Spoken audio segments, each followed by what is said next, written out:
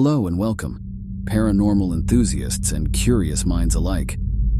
Today we're diving into the chilling mysteries surrounding the Dybbuk Box, a mysterious artifact with a haunted legacy that has intrigued and terrified people around the world. Join us on this journey as we explore the eerie history, strange occurrences, and folklore behind the Dybbuk Box. But beware, for what lies within this ominous wine cabinet is a tale of malevolent spirits and unexplained phenomena that will send chills down your spine. So without further ado, let's unlock the secrets of the Dybbuk Box. Have you ever wondered about haunted artifacts and their origins? These are objects that have been supposedly imbued with supernatural powers, curses, or even spirits themselves. From creepy dolls to cursed paintings, there are plenty of stories of people who have encountered these haunted items and experienced unexplainable phenomena. Haunted artifacts have captivated people's imaginations for centuries. Not only do they offer a glimpse into the world beyond our own, but they also give us a tangible connection to history and folklore. Whether or not you believe in haunted artifacts, they continue to fascinate and intrigue people around the world. They are a reminder that there is still much that we do not know about the universe and the afterlife. The Dybbuk Box is a mysterious and allegedly haunted wine cabinet that gained notoriety in the early 2000s. This cabinet has an eerie history, often associated with Jewish folklore and the concept of a Dybbuk, a malevolent spirit from Jewish mythology. The origins of the Dybbuk Box can be traced back to Eastern Europe, particularly Poland, in the early 20th century. It is said to have been created as a wine cabinet, and it bears Hebrew inscriptions. According to legend, a Holocaust survivor named Havela purchased the box after moving to Spain in the 1960s. The box was bought at an estate sale in 2001 by an antique dealer named Kevin Manis. Manis claimed that the box's original owner was a survivor of the Holocaust named Havela that had lived until the age of 103. He reported that his interactions with the woman's family were very strange, and that they claimed that he should not open the box under any circumstances. According to Manis, strange things started happening immediately after he brought the box back to his shop.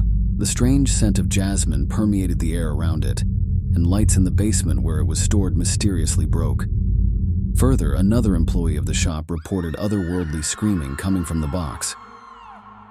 Despite these strange happenings, Manis decided to give the box to his mother as a birthday gift shortly before Halloween.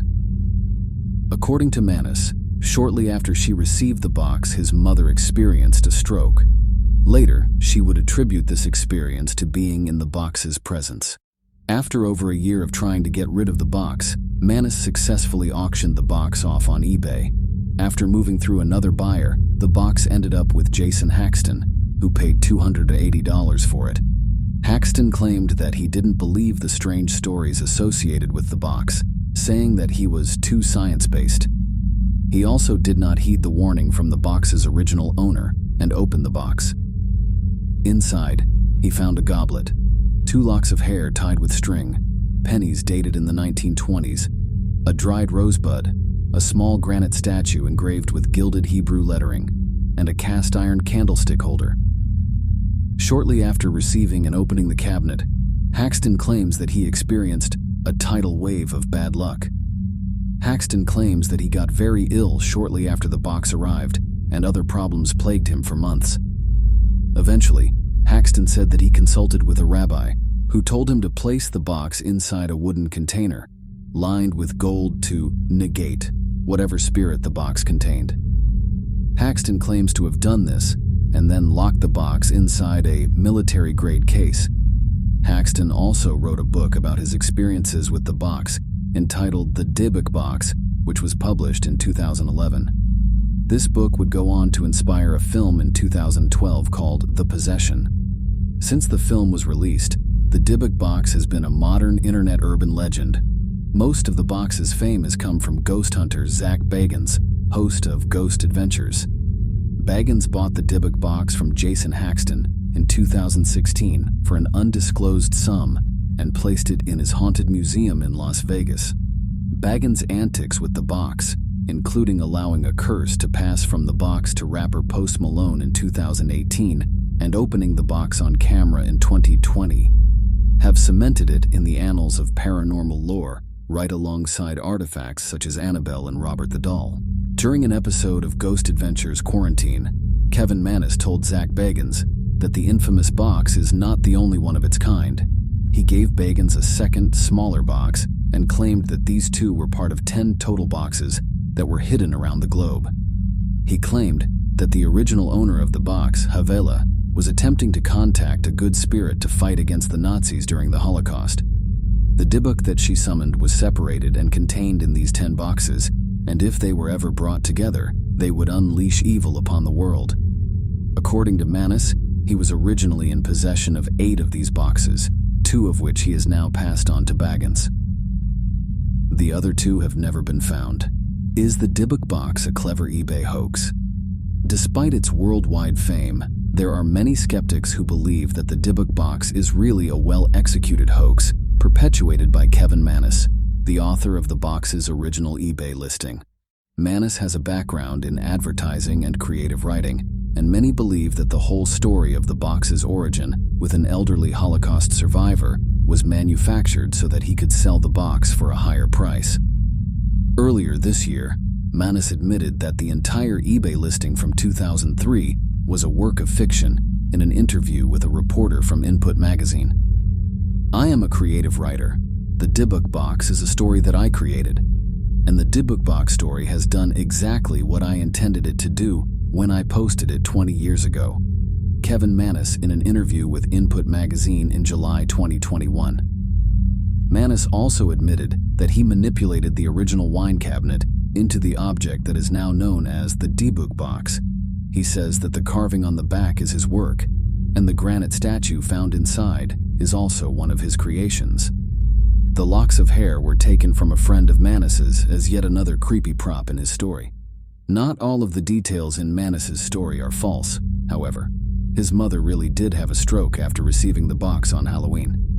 Mannis chalks this event up to pure chance and told the reporter that her interview on Paranormal Witness was an outstanding bit of motherly support and an Oscar-winning performance. As for his interviews with Zach Bagans in 2020, Mannis claims that these were his attempts to keep control of the story that he had created. The second box he gave Bagans was also a hoax.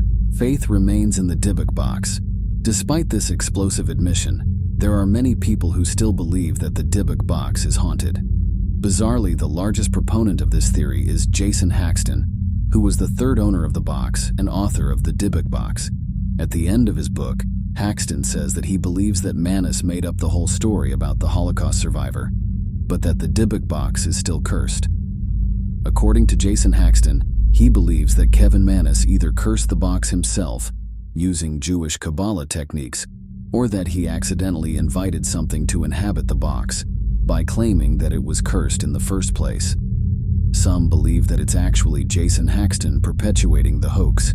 He has benefited more from the box's lore, publishing his book, being involved in the filming of The Possession in 2012, and, of course, selling the box to Zach Bagans. As for Kevin Mannis, he denies Haxton's claims completely and even states that he has spoken to Haxton in the past, telling him that the box was a hoax. Haxton refused to accept this confession as fact and continued to follow the box in its haunting. The Dybbuk Box will forever be an enigmatic and chilling chapter in the annals of the paranormal. We hope you have enjoyed this exploration, and if you dare, stay curious and keep investigating the uncharted realms of the unknown. Don't forget to like, share, and subscribe for more intriguing journeys into the world of the mysterious and the macabre. Until next time, may you always find the truth, even when it's hidden in the shadows.